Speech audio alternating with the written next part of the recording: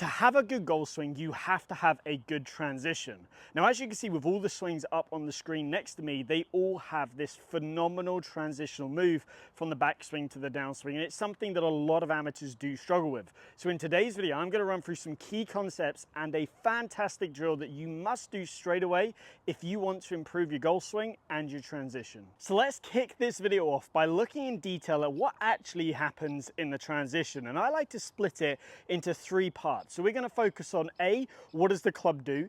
B, what does the chest do? And C, what do the hips do? It's really important that we know each of these segments. Now, the first thing to note is that we actually start the transition before we finish the backswing. So one of the most common questions I get asked is, when do we start to shift our weight back towards the target? Well, just like throwing a ball, your weight is going to start to go back towards the target before your arm finishes going back. So before you finish your backswing. So roughly at about left arm parallel in the backswing, you're going to start the process of shifting your pressure back towards the target. Now, I have other videos on this, so if you're interested in learning more about that, check out my other videos. Now, in terms of these three segments, let's break them down. So first segment is, what is the club going to do in transition? So if I go to the top of the backswing, and I was to freeze here and draw a line down my shaft in this position, the first movement that we must see is that the club works back and behind that line, so it shallows down. I see so many amateurs go to the top, we draw that line, the first movement is this way. So now that club is steepening in transition. From here, you're going to probably early extend, you're not going to be able to rotate, you're going to come down steep on the ball. It's going to be extremely difficult to have an efficient motion. So a massive key is that as we swing back, we have to see that this club drops behind that line as we start down. So that's what the club needs to do. And if we can do that, we're going to get this club in a fantastic shallow position right here.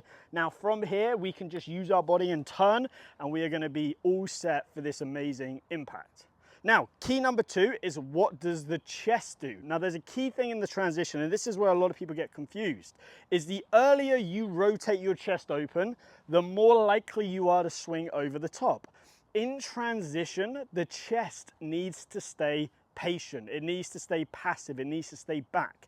So what we'd want to be seeing here is, as the club is dropping this way, is that the chest is very much just staying passive. You might see the right shoulder start to drop as we work into right bend, but we are seeing that chest stay very, very passive in transition. I love the swing thought of actually just trying to keep the chest to this camera down the line here. I like to feel like my chest stays back pointing at this camera in transition, as that helps me keep that chest nice and passive. Now, the final bit of these three segments, so we've done the arms, we've done the chest, what about the pelvis? Now, I get a lot of confusion right here. So the first thing is, the pelvis would have already started to shift laterally back towards the target, but as the shaft is going this way and the chest is staying passive, the lead hip is going to start to open. So it is going to start the process of rotating back to square and then getting open. Now, this is where it's really important we look at the swing at these three different sections. This is a crucial concept that you have to get right here. This is when they talk about this separation, things like that. This is what they mean. If that is the concept, if that is what we are looking to see, how can we train this? Well, I've got the perfect drill for you. So the drill that we're going to go through is called the wall drag drill. This is an absolutely fantastic drill because it's going to teach you how to create that separation in your body and get the club shallowing. Now, for video purposes, it's very difficult to film this, so we're going to get creative. We're going to draw a line. Imagine that's the wall in the edit. So what I want you to do is grab an 8-iron, a 9-iron. I've got a 9-iron right here. And then from there, flip it over so you're gripping it just below the club head. Reason being is this is going to protect the head. It means you're not going to get any scratches on there. And ultimately, the button to the grip is a nice soft sort of surface right there. Now, from there, set up in your golf posture and set up so you are about 1 foot away from this wall, this imaginary wall. If you're doing it with a real wall, even better. Now, as you swing to the top, I want you to make sure that you do not touch the wall right there. So this means that the shaft is set up in a nice steep position. We're getting into a great top of the backswing position. Now, as you start down, the first key is that as this left hip starts to open, you want to feel like this club can now touch the wall.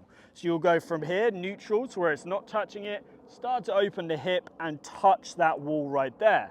Now, the bind of the grip is now touching the wall. You are going to drag it down as you rotate through. So to the top, do not touch the wall yet. Now from here, as you start down, connect the club to the wall as your hip opens, and then drag it down as you turn through. Now this is giving me direct feedback to make sure that I am shallowing the club and starting to get the body rotating open. A couple of things that you will see if golfers struggle with this is A, they will get to the top and they'll never touch the wall. They'll just swing straight over the top and get too steep, or they will touch the wall and then come off very, very early. Or the final one is they'll touch the wall, they'll just drag it down, and then they'll never really open their body. If you are that first situation to where you never touch the wall, you are going to have to really focus on trying to get that club to shallow, and that is going to come a little bit through the wrists, through the forearms. You might need to use a little bit of manipulation to help you with that, and that's just a case of going here and then feeling it sort of fall in this direction. If you're that golfer who is struggling with getting it touched to the wall and then pulling off, you are going to have to put far more emphasis on keeping the chest quiet, keeping it passive, and feeling like you can really drag that club down the wall for as long as possible and then all the way through.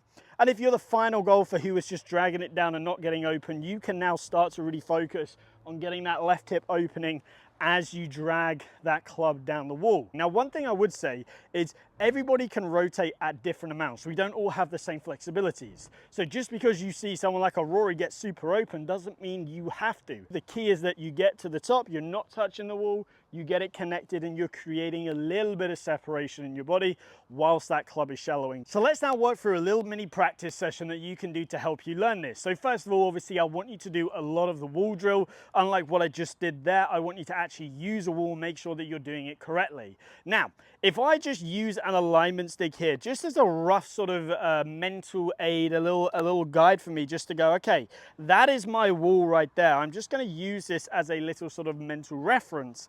As I swing to the top, I'm obviously going to feel like I don't touch it. In transition, I'm going to touch the wall, drag it down and swing through. And I'm just going to do a couple of rehearsal swings with that alignment stick there, just feeling what it feels like and really sort of slowing it down, feeling that drag, feeling the left hip start to open.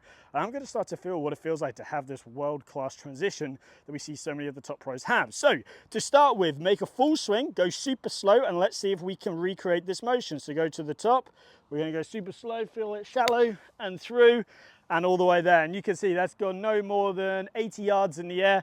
Nice slow swing. I'm just learning what it feels like to get that club shallowing. Again, I'm trying to feel that club go from the line there and then drop behind me to touch the wall as the left hip opens and the chest stays passive.